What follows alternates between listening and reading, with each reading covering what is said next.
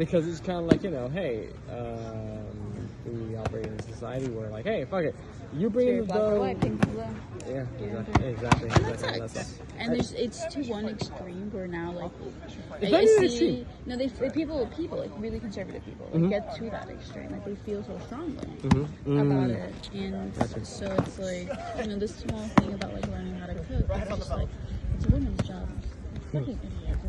He's a little kid. He's gonna learn how to be self-sufficient. He might not have a girlfriend. He might have to be in a dorm with several boys. They might need to learn. They might need to learn basic skills. Like Eric is starting to learn how to cook, and he's doing great. He enjoys it, but he's starting to learn. So fine. Some of life skills we don't learn. And some of those life skills we don't learn because of gender. So it's just really funny to see that, and how she was like so receptive of everything. She was like, oh, I really agree with that. Yeah, and I'm just like, God, you just have to hold these people's hand through this shit. It's like, there, here, definition, thoughts, prayers, no working, action. So it was very, very nice. Yeah. And she supports the movement. Oh, I like that. It's like, yeah, I can see that. Yeah, and thankfully, like, they can kind of like understand their own self-interests, and can, you know. So she shot the team out on Monday. We were all talking something sociobiologics, something Timo, something jobs. And I was like, Sandra, do you know that by buying from Timo, you're taking away from actual jobs in the United States? And then she was like, it's like, she was like,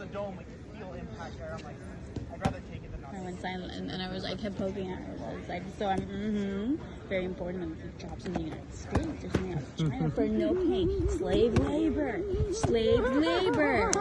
Bring them back to America. And that's what I'm saying. How did I get to the point where my ideals line more with Republican ideals than actual fucking Republican? And it's hilarious to me. Yeah. Just like keep American jobs in America. It's like, oh yeah, you agree. Not like that. No, pointing out the contradictions are always beautiful and fantastic, and like doing something like that is always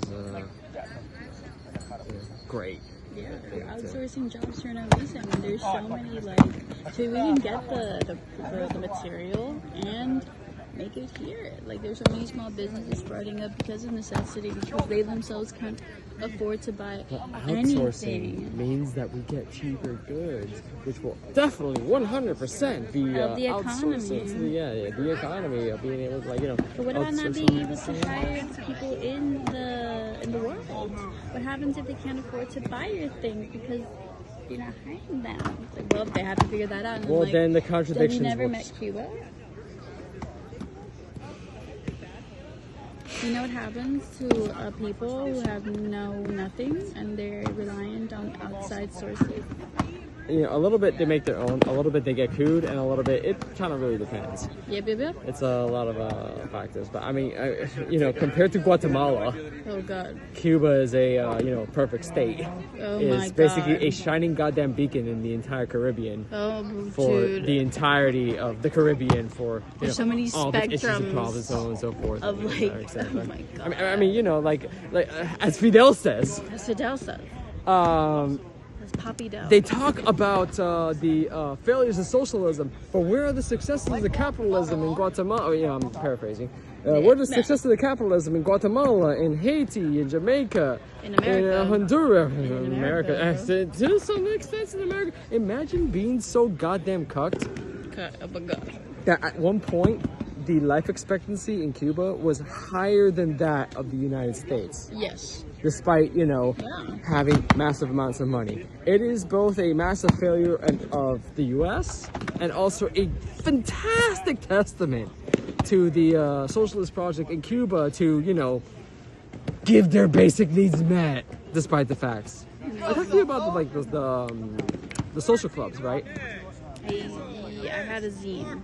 I was given a zine. I might have given you a zine at some point. Yes, it was just nice. So she talked about like part of her work in advocacy in Cuba, Cuban liberation. I was like, that's cool. This isn't long enough. And obviously, I read it long ago, and we don't remember details. Like when I gave it to you like 2 or 3 years ago or something like that, right? Yup. Yeah. Oh, nice. I still have it. Yeah. It's just like in one of my little like books. Nice. But like she might have gone into it, but basically like there used to be social clubs back in the 50s and stuff like that, during the cool time when Cuba was great and beautiful and prosperous and stuff and so on and so forth, where they were basically racist as shit, and they basically had like black social clubs and white social clubs, and like the black social clubs were very horrible, bad, and in terribly horrible conditions, and were like second-class citizens compared to the white social clubs that were like nice and pretty, and the ideals that it is that all these white bastards and all this stuff and so on and so forth. And people kind of came in and like saw this shit, and it's kind of